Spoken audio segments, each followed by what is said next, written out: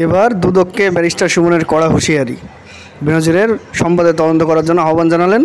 নিজেই নাকি দুদক স্টার্ট নিতে পারে না, ধাক্কায় ধাক্কায় তাও স্টার্ট নেয় না, আর বড় জিনিস দেখলে দুদক চুপসে যায়। চলুন আমরা মূল ভিডিও দেখেছি। সবাইকে ধন্যবাদ। দুদক আল্লাহ মাহফুজ জানে নিজে স্টার্ট তো নিতেই পারে না, ধাক্কায় ধাক্কায়ও স্টার্ট হয় না, আর বড় জিনিস দেখলেই দুদক চুপসে যায়। একজন আইজিপি মহোদয়, উনার যদি এত সম্পদ হয়, পরে বৈধ অবৈধের প্রশ্ন।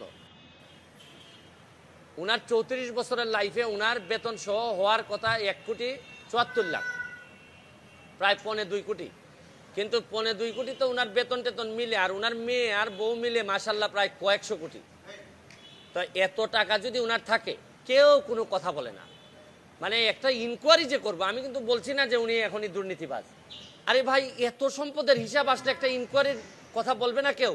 আপনি দেখবেন যে 31 তারিখে রিপোর্টটা হওয়ার পর আমি কাউরে কথা বলতে শুনি না। সবাই মনে হয় যে একটা ভয় পায়, ভয় মারা যাবে, নাইলে তারে মামলা দিবে, তারে এই করবে সেই করবে। মানে কি, এটা বঙ্গবন্ধুর বাংলাদেশ, স্বাধীন বাংলাদেশ। এইখানে তো বঙ্গবন্ধু কন্যা স্পষ্ট বলছেন যে দুর্নীতি প্রশ্রয় দেওয়া হবে না। তাইলে এইরকম একজন আইজিপির এত সম্পদের হিসাব আসছে, কেউ কোনো কথা বলবে না। আর দুদক আল্লাহ মাহফুজ জানে নিজে স্টার্ট তো নিতেই পারে না, ধাক্কায় ধাক্কায়ও স্টার্ট হয় না।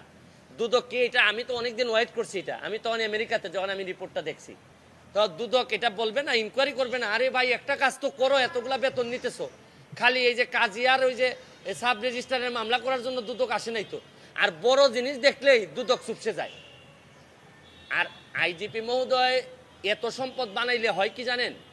কোন জায়গায় অশনি সংকেতটা, কোন জায়গায় অশনি সংকেত হচ্ছে গিয়ে, তাহলে যারা পরবর্তী আইজিপি মহোদয় যারা আছেন, পরবর্তীতে যারা আসবেন, তারা হয়তো ভাবতেছেন যে মডেল ক্যারেক্টার আমাদের কে হবে। যারা অসৎ হবেন তারা তো বেনজির সাহেবকে ধরে নেবেন যে উনি হচ্ছেন কি আমাদের আদর্শ। তাই উনি যদি আদর্শ পরেররা ধরে নেয়, তাহলে এরাও 800, 900, 1000 করে বিঘা কিনা লাগবে।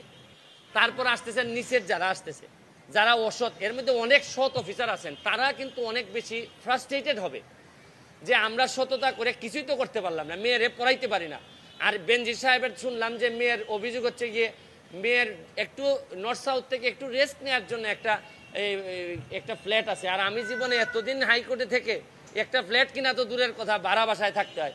তবে একটু এখন আবার সংসদ সদস্য হওয়ার কারণে একটা ছোটো ফ্ল্যাট আমারে দিছে ওই নেমিখানের মধ্যে, তাও আবার 2টা রুম দেয়। ওই নতুন এমপি হইলে আবার রুমও কম দেয়, পুরাতন এমপিদেরকে বেশি দেয়। তো এখন এগুলা যদি চলতে থাকে, আর আরেকটা জিনিস দেখেন, মরার উপর খরার গা, এমপি হওয়ার কারণে আমার 2টা উপজেলা চালাইতে হয়, 2টা থানা, 2টা থানার যিনি ওসিরা আছেন তাদেরকে আমি কোন বিবেকে বলি যে ভাই তোমরা 2 নম্বরই করো না? এরা যদি বলে আপনি আমার চাকরি দিচ্ছেন, যারা আমার অফিসার তারা দেখছেন কি মাল বানাইতেছে, আর আপনি আমার এইসব করলে চলবে? তা আমি এদের কি কন্ট্রোল করবো কিভাবে? আবার এসপি সাহেব যদি বলে যে একটা ফোন কাইটা দেয়, আমি কি করব? কারণ যে সম্পদের হিসাব দিচ্ছে তাতে এক ব্যারিস্টার সুমনরে এমপি না মানলে কি হয়? তাই এইসব চিন্তা করে দেখলাম যে এত লোকের সাথে কথা বলার চেয়ে একটা অ্যাপ্লিকেশন দুদকে দিয়ে আসি। আর দুদক যদি মনে করে না এত বড় জিনিসের বিরুদ্ধে যাওয়া যাবে না, তাহলে তো আমার মহামান্য সুপ্রিম কোর্ট তো আছেই, এইসব জায়গায় নক করব।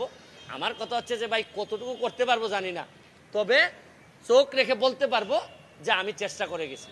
আমি আমার জীবন যৌবন সব কিছু একটু রিস্কে রেখে আমি এগুলা সারা বাংলাদেশের মানুষের সামনে নিয়ে আসছি। বিচার তো কয়েক প্রকার হয়, একটা হচ্ছে গিয়ে হয়তো কাঠগড়ায় দাঁড়ায় না, কিন্তু মানুষের বিবেকে, মানুষের বিবেচনায় তো একটা বিচার হয়।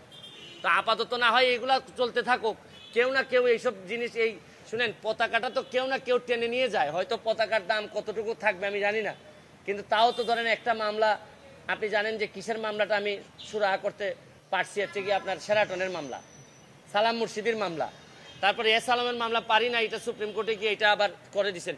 কিন্তু শুনেন, আমাদের ট্রায়ালে, আইন অঙ্গনে ট্রায়াল আমরা যখন করি, বিচার যখন করি, তখন আমরা যখন বুঝি যে এই আসামিরে বাঁচানো যাওয়া কঠিন, তখন কিছু কিছু কথা আমরা ট্রায়ালের মধ্যে বলে রাখি, ডিনায়াল বলে এটারে, আমরা ডিনাই করে রাখি যাতে আপিলে গিয়ে কাজে লাগে।